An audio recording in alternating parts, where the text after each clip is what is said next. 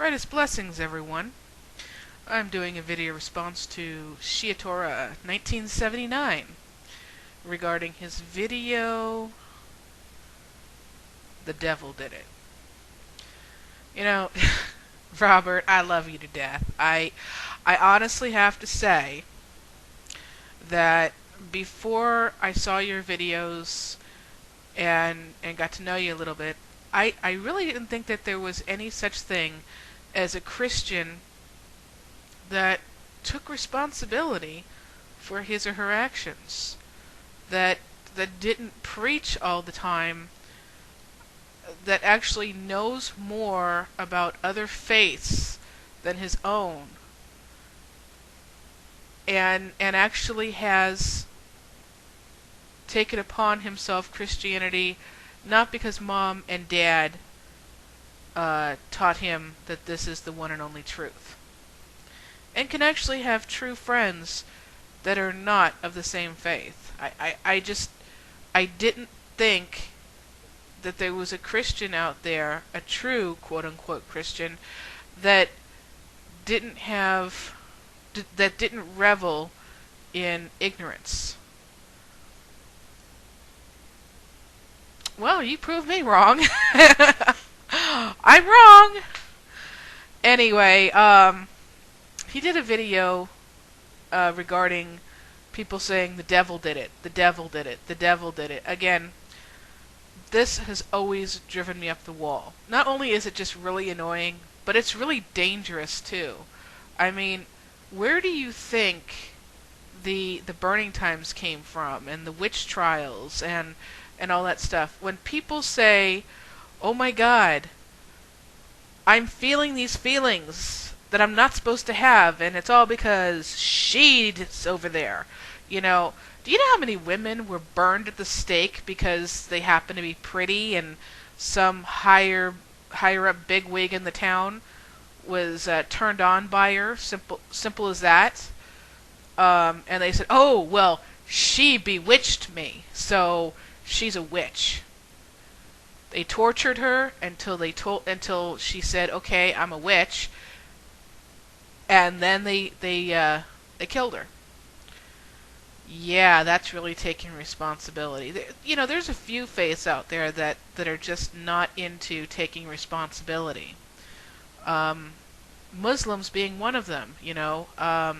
A lot of women say, well, they cover themselves from head to toe, except for the eyes, simply out of respect for Allah. Well, that may be so, but yeah, it's the men not taking responsibility for themselves, possibly getting turned on and then not being able to control themselves. Again, take personal responsibility. Yeah. I know in different areas of paganism, I happen to practice Wicca, we have a thing called working with your shadow self. And it's not a pleasant thing. No one really wants to do it, but everybody really needs to. And whether you're a pagan or a Christian or a Muslim or a Jew, it's something that I think everyone really needs to do. Okay? Now don't get me wrong, not all pagans do it. One of the more prominent pagans on here, that's supposedly a teacher, I know doesn't work with the shadow self. I have rarely even seen her I don't even think I've even seen her acknowledge the shadow self, let alone work with it.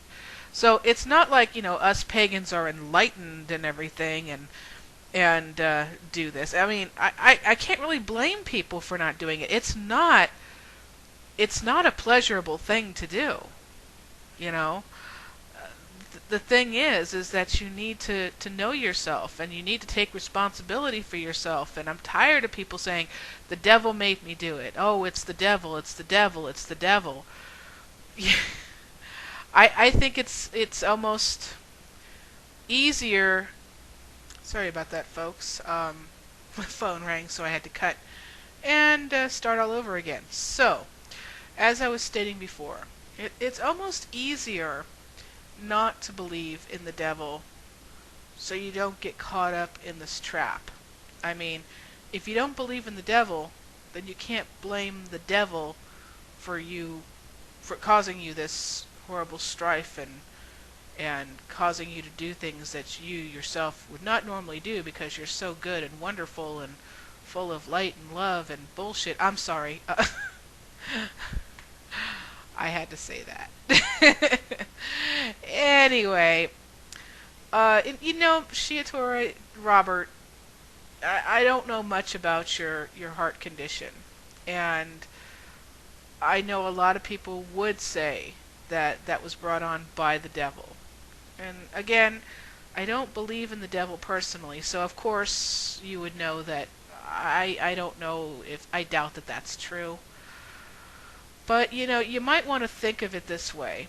Not everything that appears to be bad, that causes pain, is necessarily a bad thing.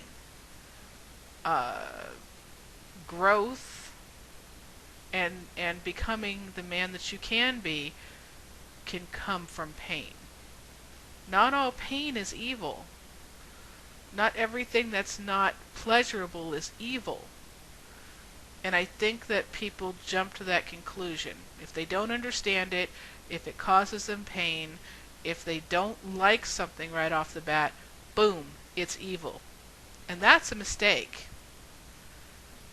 That can be just as dangerous as, portraying someone as the devil or as a witch because they do something, they inspire something in you that you don't necessarily think is good, such as lustful feelings.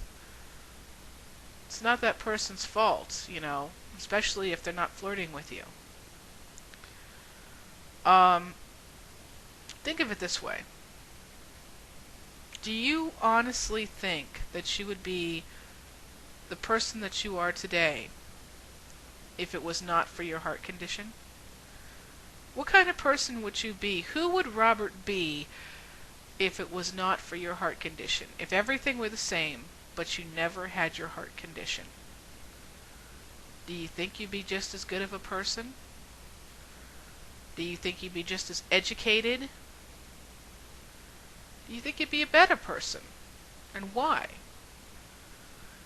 And if you don't think that you would be just as good of a person, or you would be as educated or as good of a Christian if it wasn't for that heart condition, can you think of anything that you could have done or changed in your life that would have made you the Robert that you are today, that everyone knows and loves?